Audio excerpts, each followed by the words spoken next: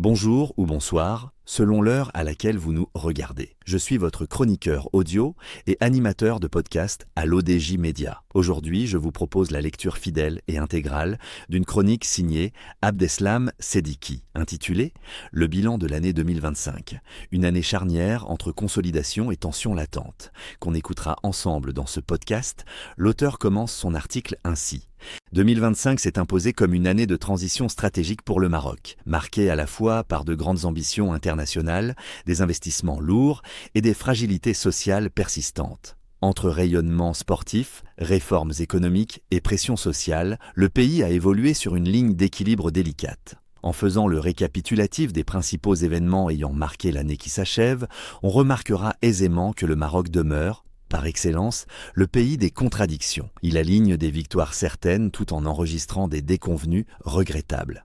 On commencera d'abord par ce qui nous donne le baume au cœur, et en premier lieu, l'évolution favorable de notre question nationale sur le plan international, suite au vote positif du Conseil de sécurité en faveur du plan d'autonomie dans nos provinces sahariennes tel qu'il a été présenté par le Maroc en 2007. En effet, le Conseil de sécurité de l'ONU a adopté la résolution 2797 le 31 octobre 2025, reconnaissant le plan d'autonomie marocain comme la base la plus réaliste pour une solution au conflit du Sahara occidental, appelant à des négociations sur cette base pour une issue juste et durable, ce qui constitue un tournant diplomatique majeur pour le Maroc qui va détailler son projet d'autonomie sous souveraineté marocaine et le soumettre aux Nations Unies.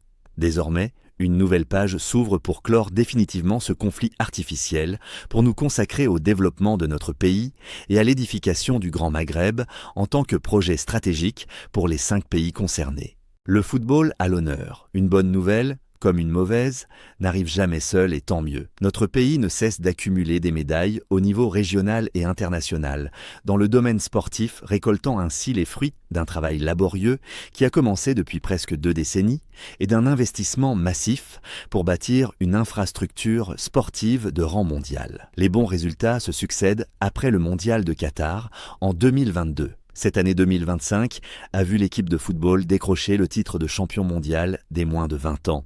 Dans le même sillage, notre équipe nationale a remporté la Coupe arabe aux Jeux de Qatar qui se sont déroulés du 1er au 18 décembre. Toutefois, l'événement phare de l'année reste l'organisation de la Coupe d'Afrique des Nations. Plus qu'une compétition sportive, la CAN 2025 s'est imposée comme un test grandeur nature de la capacité du Maroc à accueillir des événements continentaux d'envergure. Mobilisation sécuritaire, modernisation des stades, fluidité logistique. L'État a voulu démontrer son savoir-faire organisationnel et faire du sport, à l'instar d'autres nations, un soft power, enjeu central, positionner durablement le Maroc comme hub sportif africain, en prélude au Mondial 2030. Un tableau euphorique. Le bilan économique de l'année n'est pas non plus mauvais en se référant aux derniers chiffres dévoilés par Banque Al-Maghrib à l'issue de la tenue de son dernier conseil de l'année le 16 décembre dernier. Contre toute attente, le Maroc bouclerait l'année avec un taux de croissance de 5%, un taux d'inflation inférieur à 1%, 0,8%, un déficit budgétaire hors produit de cession des participations de l'État devrait revenir de 3,9% du PIB en 2024 à 3,6% en 2025, puis à 3,4% en 2026 et en 2027, un déficit du compte courant de 1,8% du PIB en 2025 et resterait en deçà de 2% les 2 années suivantes. Et ceci grâce notamment à la bonne performance des recettes touristiques et des transferts des MRE. Ensemble, ces 2 sources rapporteraient en 2027 2,25 milliards DH. Les flux d'investissements directs étrangers sont sur la même trajectoire en s'établissant à 3,5% du PIB. Les réserves de change continuent de couvrir plus de 5 mois d'importation. Ce tableau euphorique ne doit pas toutefois cacher un certain nombre de difficultés et de fragilités sociales de taille qui retiennent peu d'attention dans la littérature de la Banque centrale, dont la mission fondamentale se limiterait à assurer la stabilité des prix en actionnant la politique monétaire.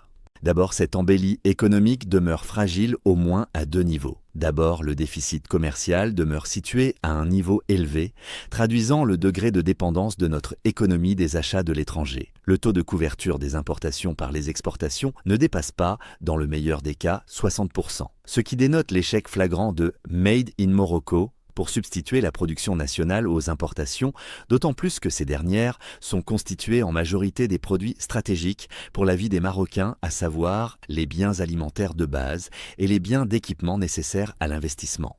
La deuxième faiblesse réside dans le taux d'endettement qui se situe, à son tour, à un niveau élevé. La dette publique englobant la dette du Trésor et la dette garantie par l'État est estimée à 84% du PIB, soit plus de 1300 milliards DH. Seule consolation, cette dette est libellée à hauteur de 70% en monnaie nationale. Mais là où le bas blesse, c'est au niveau de Social Largo Sensu. Les manifestations grandioses de la jeunesse marocaine, après celles des habitants de plusieurs communes rurales, sont une preuve accablante de ce mécontentement généralisé. Les revendications de la population sont basiques. Elles portent sur les droits sociaux fondamentaux tels qu'ils sont garantis par la Constitution, la réduction des inégalités sociales et territoriales, la lutte contre la pauvreté et la corruption. L'année 2025 peut être considérée comme une année blanche sur ces questions. Ce n'est pas en instaurant une aide sociale modique à des millions de familles nécessiteuses qu'on parviendrait à lutter contre la pauvreté et à protéger la dignité des citoyens.